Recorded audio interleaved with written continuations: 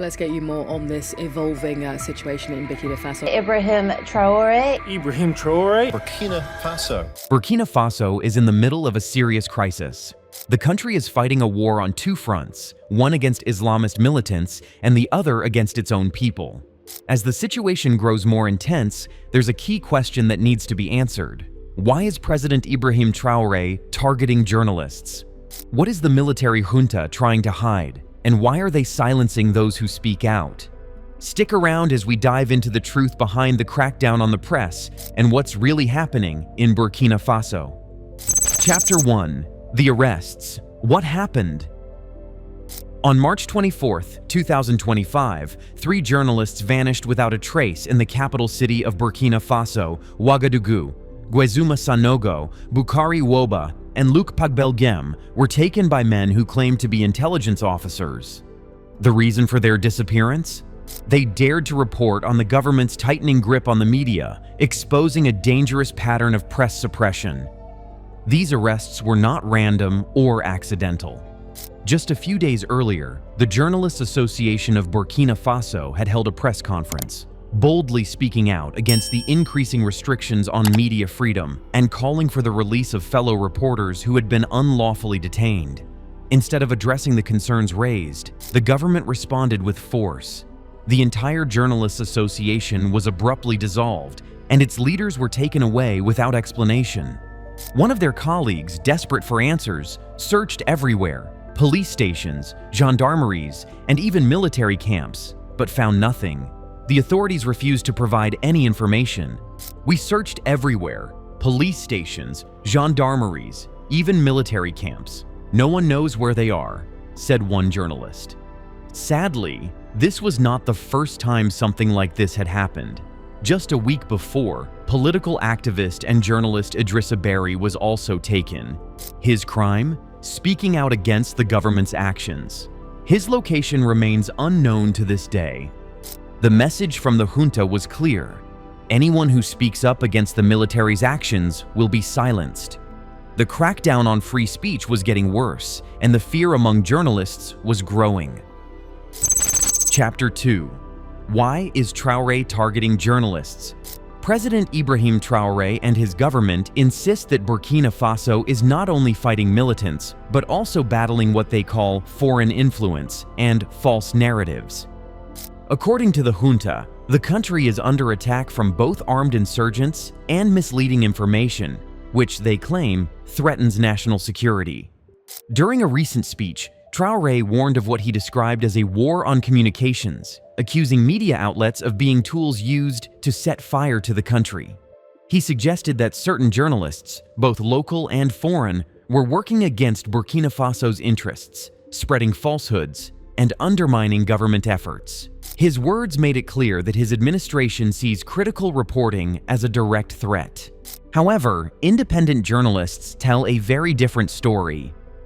They argue that the real war is not against misinformation, but against the truth itself.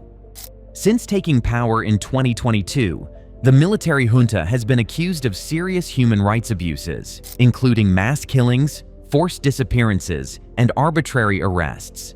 Reports also indicate that critics of the regime, including journalists, civil society activists, and opposition leaders, have been forcibly conscripted into the army as a way to silence them.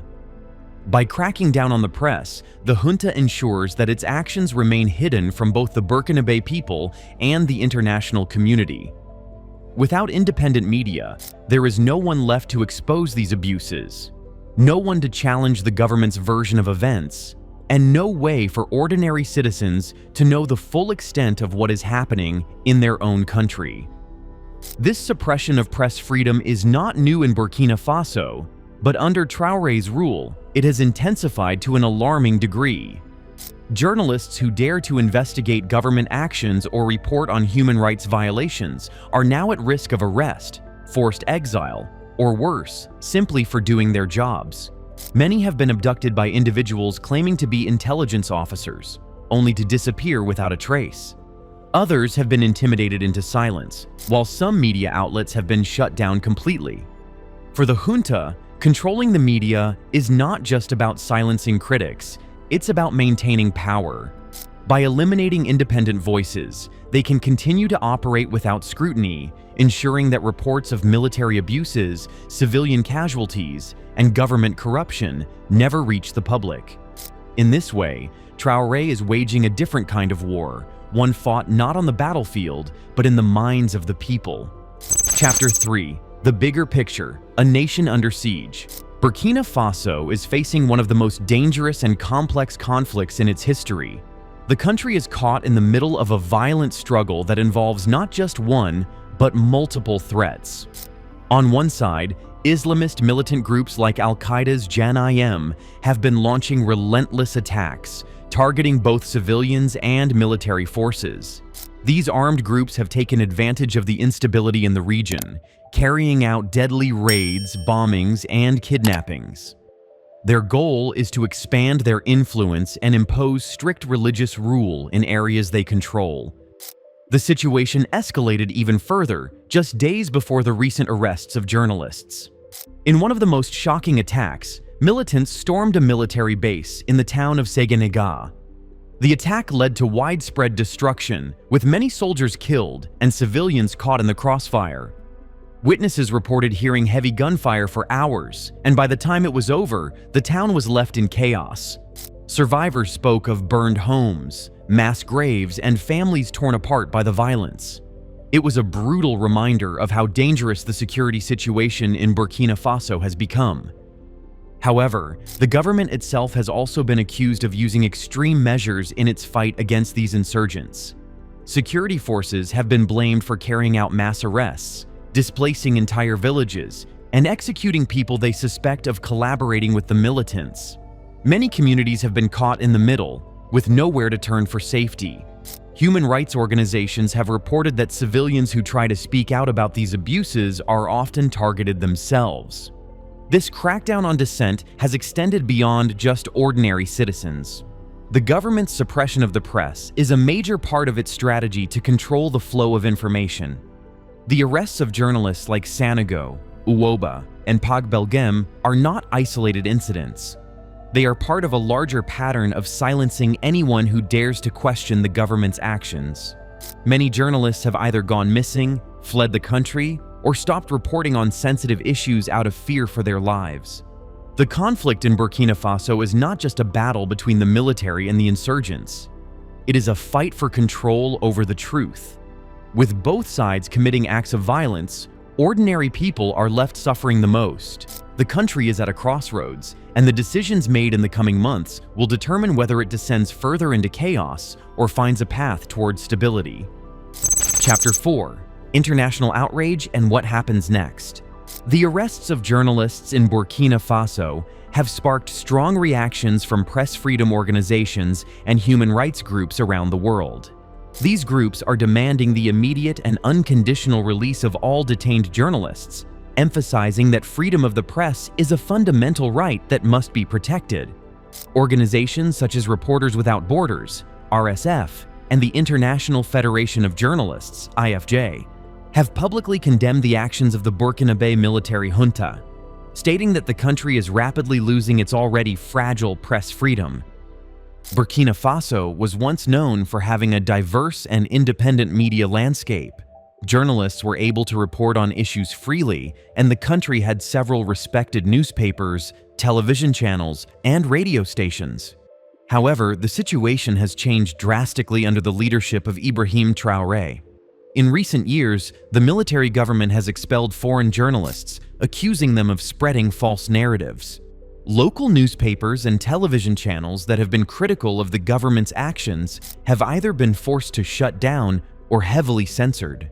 Many journalists who once worked in Burkina Faso have had no choice but to flee the country, fearing arrest, violence, or even forced military service.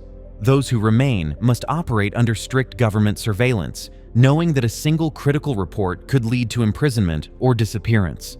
The crackdown on press freedom in Burkina Faso is not just about silencing individual journalists, it is about controlling the entire narrative of what is happening in the country. By arresting reporters and shutting down independent media outlets, the government ensures that only its version of events is heard. This makes it difficult for both Burkina Faso citizens and the international community to fully understand the extent of the crisis, including reports of human rights abuses committed by the military. Many international human rights groups and foreign governments have also voiced their concern over these developments. Some are calling for economic sanctions or diplomatic pressure to force the junta to respect human rights and press freedom. Others worry that such actions may further isolate Burkina Faso, pushing it closer to authoritarian allies who do not value press freedom. The question remains, will global pressure be enough to make the junta change its course? As of now, there is no clear answer. The military government continues to justify its actions by saying that the country is at war and that restricting the press is necessary for national security. But journalists and activists argue that silencing the media only allows the government to operate without accountability, making the situation even worse. What happens next in Burkina Faso is uncertain, but it will depend on several important factors. If the international community puts strong pressure on the military junta, there is a chance that they may be forced to change their approach. Governments, human rights organizations, and press freedom groups around the world could demand the release of detained journalists and push for accountability. Economic sanctions, diplomatic pressure, and public outcry could all play a role in forcing the junta to reconsider its crackdown on the press. However, if global attention shifts elsewhere and world leaders choose to remain silent, the arrests, disappearances, and suppression of journalists may continue without consequences. For the people of Burkina Faso, access to independent news is becoming more difficult every day. Under the leadership of Ibrahim Traoré, the truth is being controlled, twisted, and even erased. Independent journalists are being silenced, and those who dare to speak out risk arrest, torture, or worse. The government's control over information is growing stronger, leaving the public with only the narratives approved by the military junta. This means that human rights abuses, corruption, and violent attacks against civilians may go unreported, allowing those in power to act without fear of exposure. So, what will happen now? Will the world take action, or will the voices of journalists continue to be silenced? Will there be justice for those who have been arrested, or will they remain hidden in secret detention centers, their fate unknown? The people of Burkina Faso deserve the truth, but under the current leadership, that truth is slipping further and further away. The world is watching, but will it act? The attack on press freedom in Burkina Faso is part of a larger pattern of repression, where the military junta uses fear and intimidation to maintain control. If the international community does not intervene, this could set a dangerous precedent, not just for Burkina Faso, but for other nations facing similar struggles. So we ask you, will Traoré get away with his crackdown on the press? Or will global pressure force him to back down? What do you think should happen next? Drop your thoughts in the comments below. Do you believe the international community will take action? Or will these journalists remain in the shadows, their voices silenced forever? Let's talk.